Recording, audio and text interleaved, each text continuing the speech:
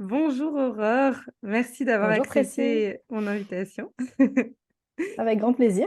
Je suis très heureuse de t'accueillir sur mon podcast. On avait déjà enregistré un épisode ensemble sur le tien qui avait été... Enfin, je sais que j'avais eu des retours dessus de personnes qui avaient beaucoup aimé. On avait parlé d'astro et c'était un super chouette moment. Et là, j'avais à cœur aussi de toi, de t'interviewer et d'échanger de divers sujets sur lesquels tu communiques et qui sont passionnants. Donc, merci beaucoup. Je réitère. Avec plaisir, c'est chouette. Est-ce que tu veux bien te présenter pour les personnes qui ne te connaissent pas encore?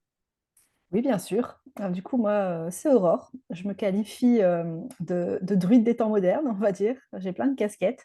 À la base, je travaille beaucoup avec le corps parce que j'ai une formation d'esthétique à la base. J'accorde beaucoup d'importance justement au bien-être du corps, au bien-être mental, au bien-être psychique, enfin, dans toutes les dimensions de l'être finalement. Et moi, ce qui me tient à cœur là aujourd'hui, c'est d'accompagner vraiment, alors c'est principalement les femmes qui souhaitent justement gagner en sérénité et en vitalité. Et moi, dans mes partages, ça me tient à cœur vraiment d'aller à l'essentiel et de ne pas partir dans une sorte un peu de masturbation un peu verbale où on ne comprend pas trop. J'aime bien aller à l'essentiel et revenir à des basiques en fait. Ça, pour moi, c'est hyper important parce que aujourd'hui, on est hyper sollicité, on a pas mal d'infos. Il y a pas mal de choses qui peuvent nourrir notre mental et ça peut être chouette, mais des fois, il faut revenir au corps, il faut revenir à des choses simples, corporelles. Et c'est comme ça que je travaille.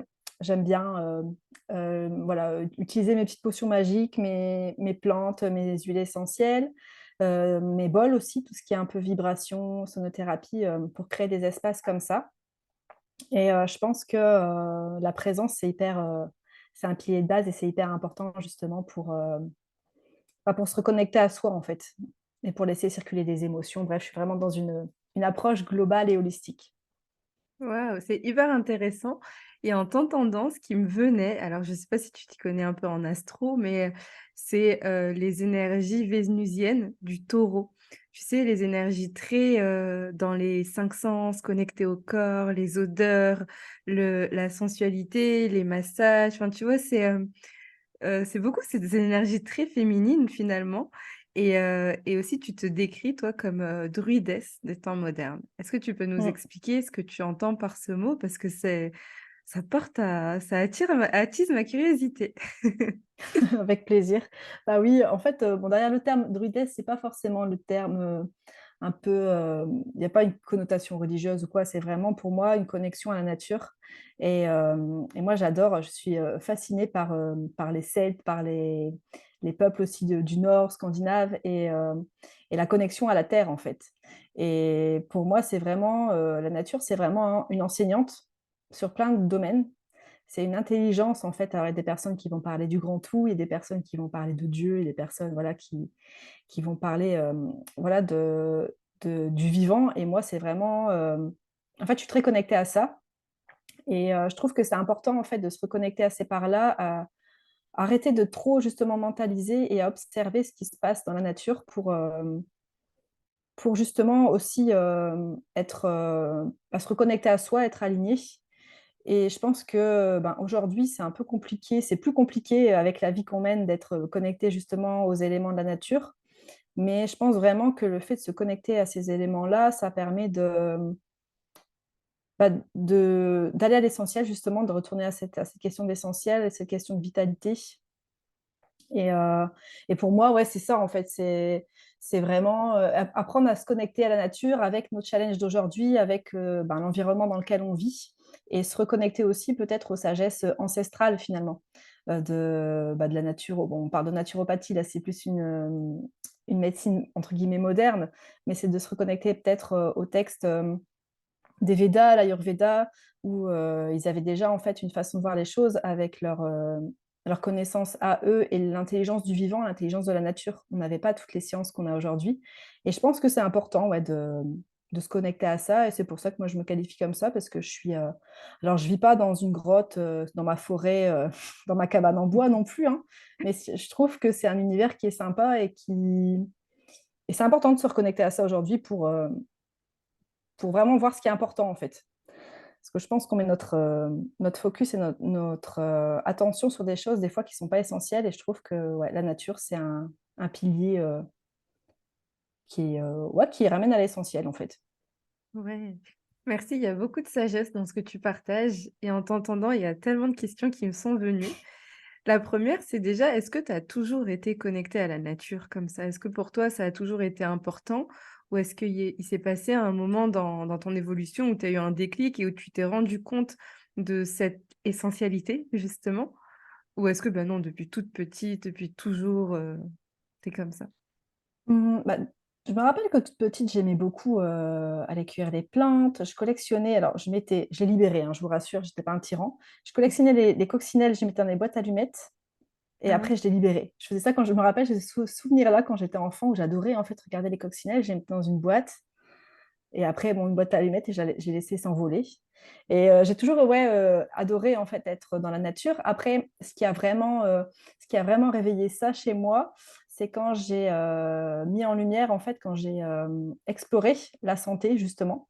Parce que j'ai été atteinte très jeune d'une maladie auto-immune et on parlait beaucoup, de l'alimentation, tout ça et je me suis aperçue, en fait, que je me suis justement, formée à l'Ayurveda juste après et on parle vraiment de tempérament, du côté énergétique des choses, des excès de feu, des excès, voilà, de certains éléments. Et je me suis aperçue que j'étais en excès de feu, j'avais des terrain inflammatoire.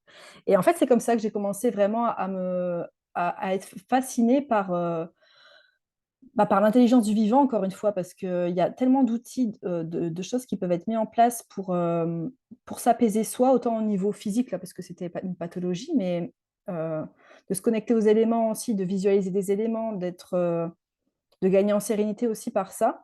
Et je pense que ça a été vraiment un cheminement. Ça n'a pas été du jour au lendemain, mais je me suis vraiment aperçue qu'en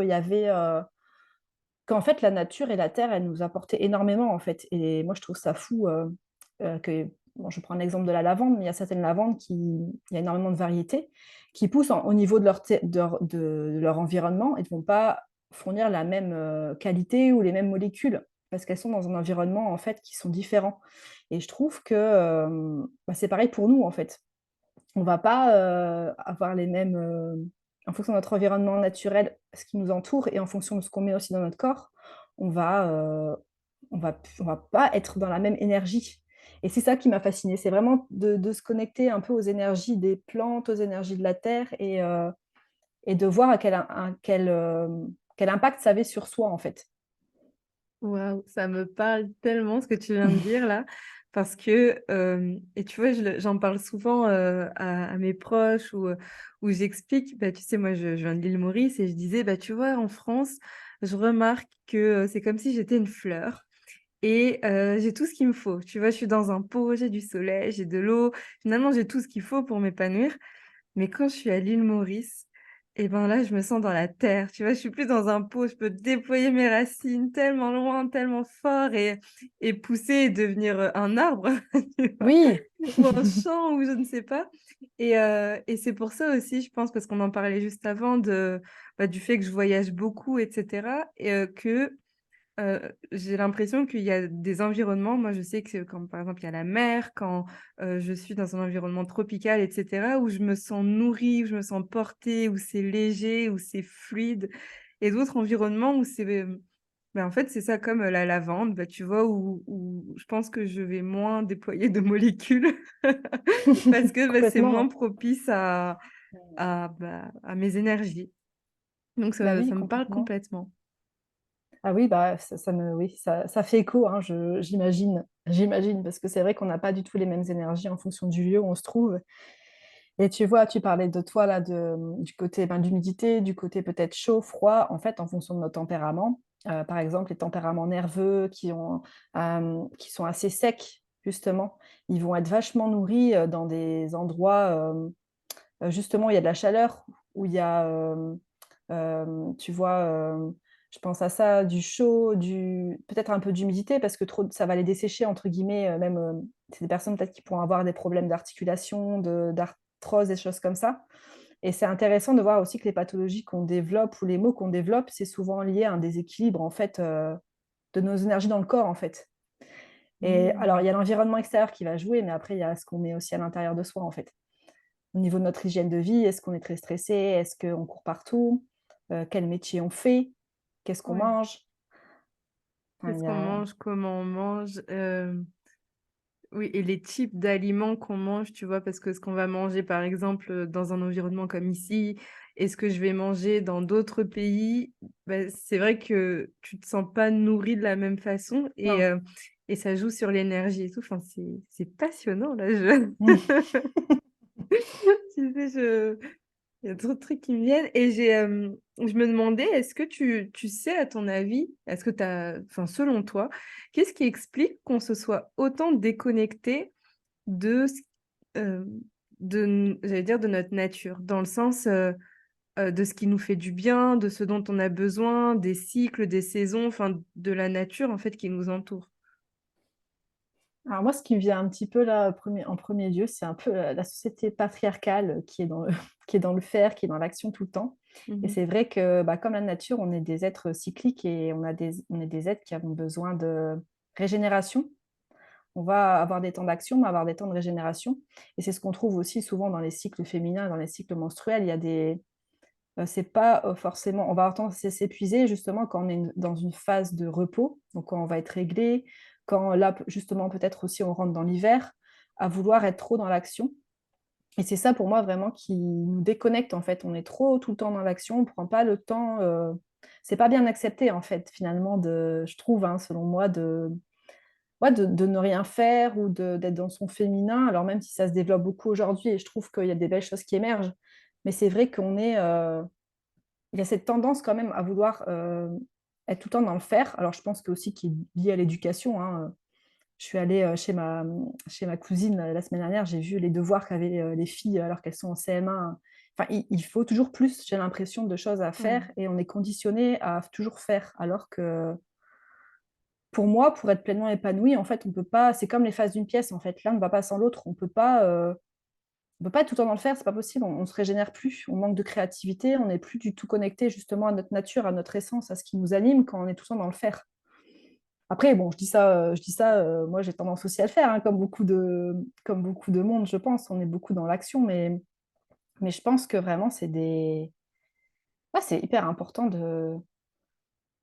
d'accepter de prendre des temps de pause, de prendre des temps, peut-être de se reconnecter à des choses qui nous faisaient du bien, même quand on était plus petit, où il y avait pas cet objectif de productivité ou de résultat, en fait.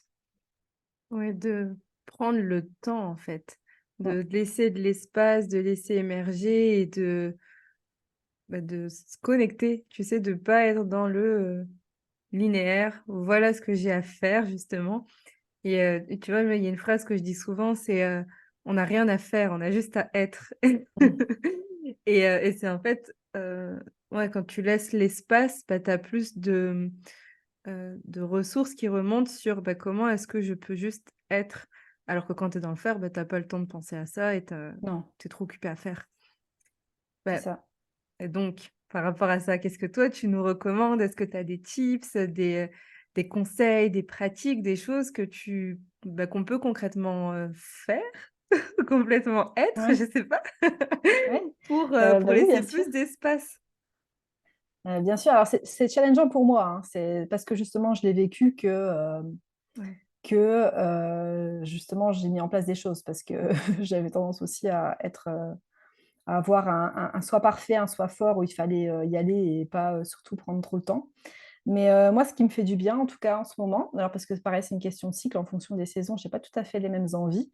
Mais là, Mmh. je ressens, l'importance de me mettre en mouvement, surtout le matin, quand je me réveille et de pas, justement, être ultra sollicitée par, mon téléphone, par exemple, par les notifications, tout ça et de remettre en mouvement mon corps. Alors, pas forcément faire du sport intensif, hein, tout dépend de ce qui est juste pour moi le matin. Si j'ai peut-être juste envie de faire quelques étirements, me remettre en mouvement, et de pas justement repartir à fond les ballons, dans ma journée tout de suite, à créer peut-être un temps pour, me reconnecter, à ma vision. J'ai un petit tableau de visualisation, donc je le regarde, je prends un temps de respiration, je sens, mes petites huiles essentielles. J'ai une boîte, qui est à côté de mon lit, avec tous mes quantiques, mes synergies d'huile et je prends un temps, voilà, pour respirer, pour me reconnecter, voir ce que ça me fait dans le corps. Alors ça peut être fait à tout moment de la journée, hein. Là, moi, je te partage vraiment mon truc du moment, mais ça peut vraiment être fait, n'importe quand. Je prends aussi un temps justement pour, aller me promener, une Ouais. dizaine, même si c'est 10 minutes en fait. J'ai la chance d'avoir un petit parc à côté, juste de m'aérer en fait, de pas rester, statique. OK. J'ai beaucoup la question le mouvement qui me vient en fait, parce que le fait de rester statique en fait, on va, il y a l'encrassement qui se fait en fait. Surtout on reste, on rentre dans une période où on va avoir tendance à rester dans son cocon, dans sa bulle parce qu'il va commencer à faire froid. Mais c'est important justement pour pas que les toxines, s'accumulent, de laisser aller, d'être un peu en mouvement, peut-être, de se détoxifier un petit peu, de prendre un peu le temps pour faire circuler les choses. Alors ça peut être émotionnel aussi, hein. Ça peut être, peut-être que c'est le moment pour extérioriser quelque chose, pour écrire à quelqu'un. Il y a vraiment cette question de libération et d'alléger, en fait, avant l'hiver, là, qui me parle. Mmh. Et sinon, après, qu'est-ce que je pourrais partager d'autre par rapport à mes habitudes? Déjà pas mal de choses, mais ça va être, entouré de chaleur. OK. Donc Surtout, feu de cheminée, ouais, c'est ça. Bah, là, c'est vraiment dans mmh les énergies automnales, hein. J'étais un peu devancée, je pense, mais c'est vraiment, s'entourer de chaleur, de prendre des boissons chaudes. Là, j'ai ma petite, tisane à côté, ma petite boisson chaude, peut-être, me prendre un bain, et si j'ai pas de bain, prendre un bain de pied, quelque chose vraiment pour me bichonner, en fait, pour être dans mon cocon aussi corporel. De prendre ouais, soin du corps, de le bichonner, d'être vraiment dans une énergie, cocooning, très, ouais, très slow, en fait, finalement. C'est un peu là aussi, c'est assez connecté au féminin, finalement, mais c'est surtout ça, ouais, qui me vient, me connecter, voilà, m'alléger, me mettre en mouvement, me connecter, être, dans une bulle un peu réchauffante, quelque chose, ça peut être aussi, prendre du temps avec des amis, des personnes qu'on apprécie, qui nous donnent de l'énergie. ouais.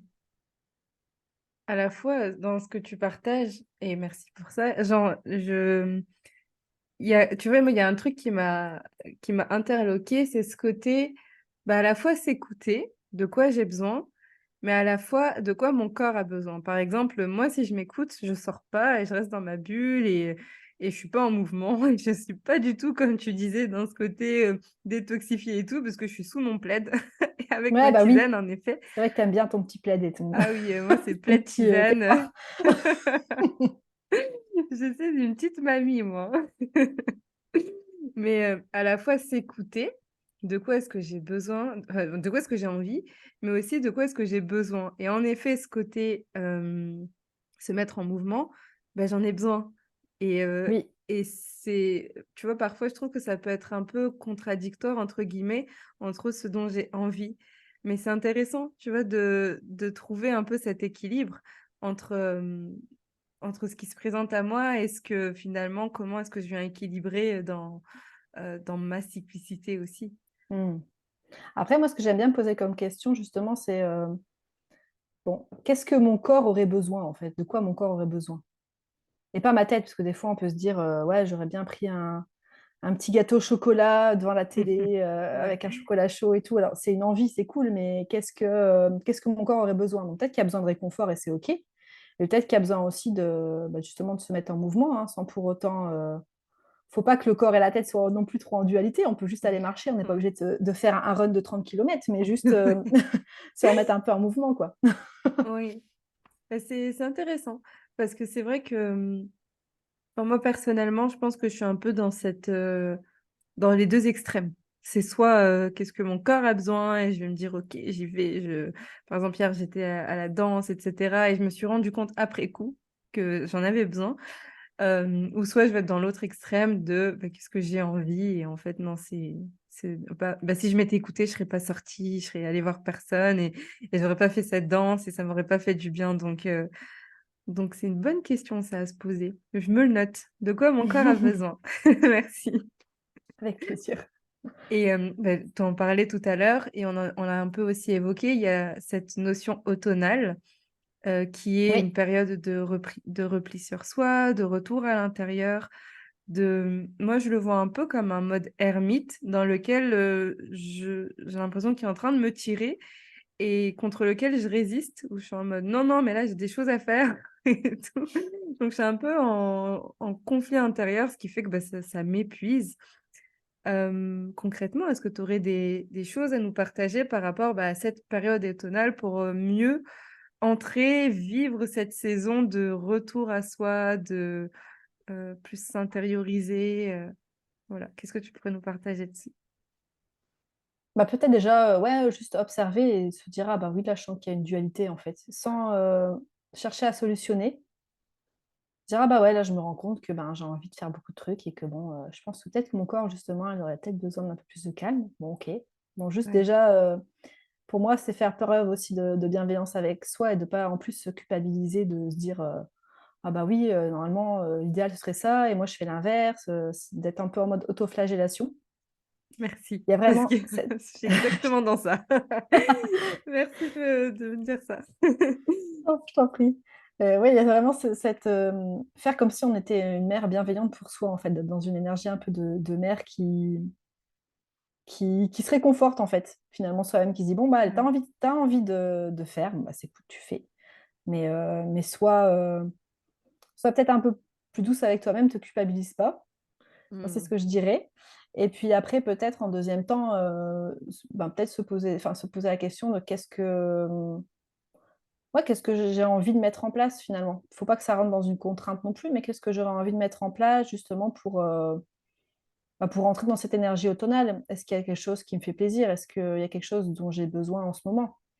Est-ce que je sens qu'il y a énormément, alors faut déjà être connecté un peu à son corps, mais peut-être faire un temps de respiration, d'observer s'il y a quelque chose qui est bloqué à l'intérieur de soi, si on respire mal et peut-être que ça peut juste passer par un temps de voilà, on se pose. Mmh. On attend, on voit en fait ce qu'il y a à l'intérieur. Est-ce que peut-être, j'ai juste besoin de respirer? Peut-être que je me suis pas rendu compte, mais, je me sentais peut-être en colère ou triste ou qu'il y avait quelque chose qui était un peu là, dans une partie de mon corps et de s'autoriser à laisser circuler en fait les choses. Moi, c'est vraiment ça qui me vient. Mmh. Ouais et bah, oui, en fait, il y a se poser ces questions-là, mais vu que je t'ai devant moi, je te pose la question, toi. Ouais, OK. Est-ce que tu as je sais pas moi, des pratiques, des huiles que tu aimes utiliser, peut-être des plantes ou des choses, vraiment pour venir soutenir cette baisse d'énergie, mais aussi ce retour à soi? Pour la période, oui, alors faut pas tomber dans le vice, parce que justement, il y a des personnes qui ont moins d'énergie, donc qui vont vouloir prendre des choses pour les rebooster. Mais sauf que du coup, on va tirer un peu comment dire? Sur les surrénales, en fait, justement, qui ont besoin de se recharger. On est dans une période où on a besoin de se recharger, donc faut pas non plus trop, entre guillemets, «remettre de l'énergie», parce que c'est pas forcément la période. Par contre, on peut, Mmh. moi, ce que j'utilise souvent, c'est, l'huile essentielle de laurier noble qui est, qui va avoir énormément de propriétés, qui va être,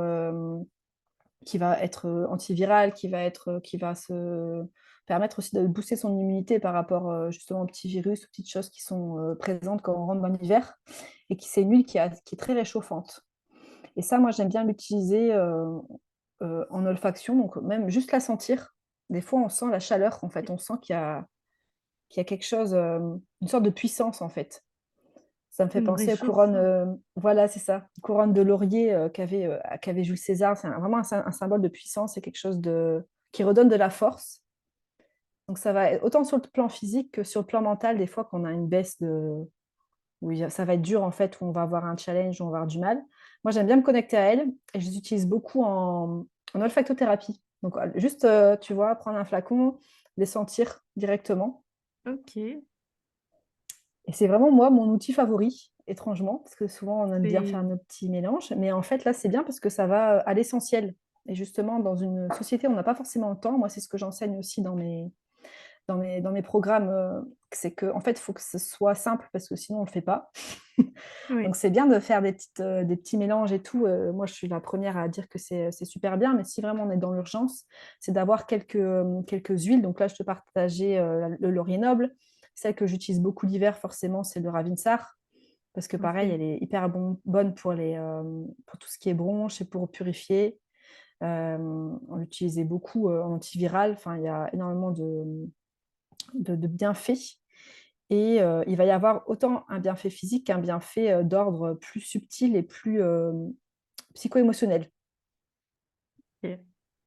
C'est tellement intéressant et ça, c'est ce que tu enseignes dans ta formation, d'huile essentielle? Oui. Oui, oui, en fait, ça me tient à cœur, en fait, de partager tous les savoirs que j'ai pu accumuler ces dernières années et de faire quelque chose qui, justement, qui aille à l'essentiel et qui soit connecté à soi. Parce qu'on n'a pas tous les mêmes besoins, on n'a Ouais, pas tous les mêmes envies et voilà, moi, je propose différents outils et les personnes, vraiment, elles choisissent ce qui leur parle le plus. Comme là, moi, je te disais, j'aime beaucoup travailler avec l'olfactothérapie, avec les odeurs. Il y a des personnes qui vont plus être dans le massage, par exemple, qui vont dire: d'accord. «Ah bah oui, je vais vraiment faire mes mélanges avec mes huiles végétales, mes huiles essentielles». Donc c'est vraiment important pour moi de m'adapter à ça et d'avoir une démarche globale, d'aller au-delà du symptôme. Parce que souvent, le symptôme, c'est un déséquilibre déjà interne, énergétique, qui peut être dû à plein de choses, hein, qui peut être dû à notre parcours de vie, à notre hygiène de vie, à des choses justement, on a peut-être un peu laissé traîner. Il y a eu, c'est l'histoire de la plume et du parpaing comme j'aime parler. Je ne sais pas si tu connais cette histoire, Non, c'est quoi? Bah, c'est justement qu'à un moment donné, tu vas avoir une petite plume là qui va t'effleurer le visage. Tu vas dire: «Ah ouais, bon, il y a un petit truc qui me chatouille, bon, je ne sais pas ce que c'est, c'est pas trop gênant, ça me convient». Après, tu vas avoir une pierre, donc c'est un peu moins confortable, c'est Ouais, un un peu peu moins moins sympa. agréable. Et après, tu as le parpaing. Donc le parpaing, c'est le gros truc, bien lourd, qui fait que tu es souvent arrêté parce que tu Ouais, es KO.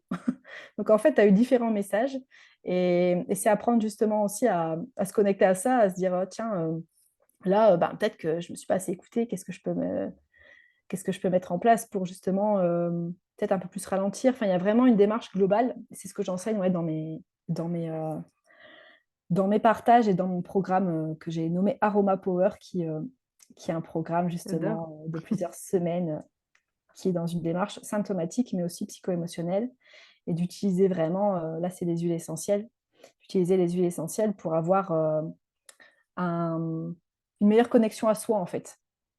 Pas que pour OK. des bobos du quotidien parce que c'est important, mais d'avoir quelques huiles, faut pas en avoir trop, parce que moi je suis dans une démarche aussi très éco-responsable. Ouais, Les huiles essentielles, elles sont extraites de la terre, par divers procédés, alors que c'est des procédés qui sont naturels, mais elles sont quand même extraites de la terre. Comme on disait tout à l'heure, on parlait du féminin, ça prend du temps, c'est précieux, donc faut oui. les utiliser en conscience. Et du coup, ouais, je suis vraiment dans cette démarche-là d'utiliser les choses en conscience et d'aller à l'essentiel. Voilà. Si je devais synthétiser, c'est surtout ça. Et alors comment ça se passe? Juste, bah, parce que c'est hyper intéressant ce que tu proposes. C'est sur combien de temps? Est-ce que c'est en live? Et heu et voilà, enfin dis-nous en plus parce que je pense que ça peut intéresser pas mal de personnes qui nous écoutent, bah, notamment par rapport à ce qu'on se disait pour rentrer dans cette période, où on retourne un peu à l'intérieur de soi, où ça peut vraiment être un soutien, comme tu donnais l'exemple Complètement. avec le laurier noble, et j'ai beaucoup aimé l'image avec César et ce côté Mmh. puissance et ce côté, qui nous apporte, de la chaleur donc ça peut être hyper intéressant donc est-ce que tu peux nous en dire un peu plus sur concrètement comment tu fonctionnes? Complètement, ah oui. Alors tout n'est pas encore, finalisé, mais en tout cas, il y a, un système, d'apprentissage, en ligne. Donc il y a un programme qui se situe en ligne. Après moi, ça me tient à cœur d'avoir un suivi. Donc là, je suis encore en questionnement sur la durée, si je serai plus sur, 2 mois ou 3 mois, bref, ça c'est plus de détails, mais du coup, il y a un suivi, on échange, entre nous. Je fais des petits groupes parce que, c'est un peu comme des classes et des sessions. C'est pas toujours ouvert, c'est par classe et session. Il y a des lives, il y a des partages et la petite touche en plus, c'est que j'envoie, il y a un petit questionnaire, j'envoie, une huile essentielle, une petite box magique comme j'appelle avec, du coup une J'adore. huile essentielle, avec une plante que j'ai canalisée pour la personne, en Waouh! coquille en fait. Donc, comme j'aime beaucoup le dessin et j'aime beaucoup les belles choses, c'est quelque chose qui est important pour moi. J'ai vraiment envie de proposer un univers et du coup, la personne, elle reçoit chez elle une petite box magique. Et puis, ça permet vraiment de commencer son cursus juste avant le début du coup du programme. Et en fait, la personne, elle repart avec vraiment tout, avec un pack, avec des documents aussi, des fiches synthétiques de chaque huile. Ça, je trouve que c'est important au niveau corporel, au niveau aussi quel chakra, quelle huile pour quel chakra, Et comment quelle est sa utiliser aussi? comment les utiliser. Ouais. Hmm. Il y a en fait des fiches synthétiques et surtout bah, les différentes voies, comment on les utilise. Est-ce qu'on peut les utiliser par la peau? Est-ce qu'on peut les utiliser Hmm. par justement les voies respiratoires? Est-ce qu'on peut les utiliser aussi dans le bain? Enfin, il y a toutes ces questions-là qui sont qui sont, comment dire, bah, étudiées en fait. J'ai fait pas mal de petits formats vidéo pour que ce soit aussi digeste, parce qu'il y a quand même des précautions à prendre, hein. On ne fait pas Bien n'importe sûr. quoi avec les huiles. Donc c'est hyper important. Et puis, puis au moins, ça permet justement de pouvoir faire ces petites potions à la maison aussi, en toute sécurité. Si on a des enfants, on sait quelle huile on peut mettre, quelle huile on ne peut pas mettre, parce que les tout petits, c'est pas conseillé. Et vraiment de les utiliser à bon escient, en fait, hein. Ok, bah c'est hyper intéressant. Je mettrai le lien dans la description et je pense que moi aussi, je vais aller me renseigner parce que ça me parle beaucoup. Donc, merci. Avec plaisir. Il y a autre chose que je voulais aborder avec toi, c'est que tu organises Oui, des retraites pilou-pilou. Je trouve oui, ça trop mignon. C'est parce que là, tu vois, on a beaucoup parlé du fait de s'écouter, de revenir à soi, d'être en connexion en fait avec notre environnement. Et je sais que les retraites, ce sont des espaces transformateurs. D'ailleurs, j'avais déjà fait un épisode dessus avec Floriane. oui. Est-ce que tu peux nous dire, toi, à travers tes retraites, c'est quoi les transformations que tu délivres à travers ces espaces? Bah, il y a beaucoup de temps de présence, déjà, de temps de mouvement, parce que du coup, je co-crée ça avec une de mes meilleures amies qui s'appelle Christelle et s'appelle une sorcière moderne et voilà, qui était formée au yoga, qui était formée à plein d'outils aussi magiques. On est très complémentaires et du coup, on mélange un peu les pratiques. Il y a des temps il y a énormément de cercles de femmes, parce qu'on reste quand même entre femmes. C'est un petit comité parce que c'est hyper important pour moi d'être à l'écoute de chacune et d'avoir de l'espace, en fait, pour se Ouais. déposer, d'avoir un espace aussi pour prendre soin. Parce que dans ces espaces-là, avec Christelle, on propose des soins individuels aussi. Donc, soit des soins énergétiques, soit des massages. Mhm. Et voilà, il y a une synergie entre du yoga, entre des ateliers où on transmet, la connexion à la nature, parce qu'on est dans un lieu qui est propice à ça aussi, qui est très calme. Il n'y a pas de connexion, il n'y a pas de réseau. Donc on est vraiment Super dans une intéressant. bulle. Et c'est très intéressant. Et au niveau transformation, il y a plein de choses qui émergent en fait. On travaille beaucoup avec le pouvoir de l'intention aussi. Donc on fait un tour, justement, un cercle d'ouverture où on demande aux gens qu'est-ce qui est présent pour eux en ce moment. Est-ce qu'il y a quelque chose justement une attention qui pose pour les 2, 3 jours, 4 jours qui sont là.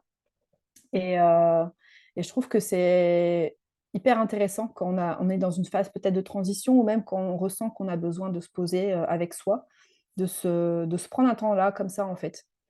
Ouais. C'est très riche. Donc il y a beaucoup de libération, il y a souvent beaucoup de joie, beaucoup de rire, des larmes aussi forcément parce que on libère des choses des fois qui sont pas, qui peuvent être un peu enquistées dans le corps. Mais c'est toujours des partages vraiment de cœur à cœur, c'est riche. On a toujours énormément de mal à se quitter, pourtant c'est marrant parce que les filles ne se connaissent pas, hein, Oui. mais c'est très, très rigolo. Ouais. C'est vraiment des super moments que j'adore co-créer avec elles et peut-être créer des espaces un peu plus courts, justement pour les personnes qui n'ont pas forcément l'espace-temps. Peut-être un peu moins de budget aussi. Ça, c'est quelque chose qui me tient à cœur, qui n'est pas encore là, mais que j'aimerais peut-être aussi mettre en place. À Ouais, des voir. week-ends ou autres. Mm. Mais c'est hyper intéressant et on en revient encore à cette reconnexion à soi, cette reconnexion au cœur, à notre environnement et cette déconnexion aussi, parfois des turbulences de cette fast life qu'on vit au quotidien. Donc, C'est la toujours pour... pollution, hein. bah, c'est ça. Moi, je vois ça, c'est des toxines, des pollutions qui sont là, hein. Après, on peut pas vivre sans, mais c'est important de nettoyer de temps en temps. Ouais. Bah, merci beaucoup, Aurore, pour tous tes partages. Avec grand C'est plaisir. tellement, tellement puissant ce que tu nous dis. Merci pour ces rappels. Et j'ai une dernière question que j'aime poser maintenant dans mes épisodes de podcast. C'est que le podcast s'appelle Oser briller. Et donc, Oui. qu'est-ce que tu aimerais dire, toi, à nos auditeurs, pour oser ou pour briller ou pour oser briller? Bah, pour moi, ça revient encore une fois à à se reconnecter à sa propre nature, à qui on est vraiment sans les masques, et peut-être à se reconnecter vraiment peut-être à l'enfant qu'on était, qui était authentique, qui n'avait pas tous ces filtres, et d'incarner vraiment qui on est en fait, Ouais. sans se comparer, sans voir qui fait ce que fait l'autre, et de peut-être s'autoriser à faire différemment des autres. Hmm. Ok. Pour moi, Merci. c'est vraiment, ouais, c'est ça que ça m'évoque. Oser briller, c'est ça. Merci, j'adore. Merci. Enfin, où est-ce qu'on te retrouve? Comment est-ce qu'on peut travailler avec toi? Alors, on peut me retrouver, je suis sur Instagram, donc mon nom et mon prénom, Aurore Nassens, et il y a le site internet qui porte le même nom. Donc, si vous avez envie d'explorer un peu ce que je fais, c'est tout à fait possible d'aller explorer le site internet. Et sinon, vous pouvez toujours m'envoyer un petit message. Je suis super contente d'avoir des messages, des retours. J'ai ma chaîne de podcast aussi où tu as été invitée, Oui, t'attends le qui podcast. s'appelle voilà, Réveille ta nature. Donc, si vous avez envie aussi de découvrir un peu, il y a une trentaine d'épisodes maintenant. Donc, il y a de quoi piocher. J'adore. Donc, on peut me retrouver sur pas mal d'endroits finalement, sur pas mal d'espaces. Donc, Et ta je suis très ravie. formation avec les huiles essentielles Oui, aussi. qui va bientôt s'ouvrir, oui. Qui va bientôt, je ne vais pas dire de date parce que je n'ai pas la date là moi-même et je ne sais pas quand est-ce que cet épisode va être publié. Mais oui, ce sera très prochainement. D'ici la fin de l'année, là, c'est parti. On relance ça.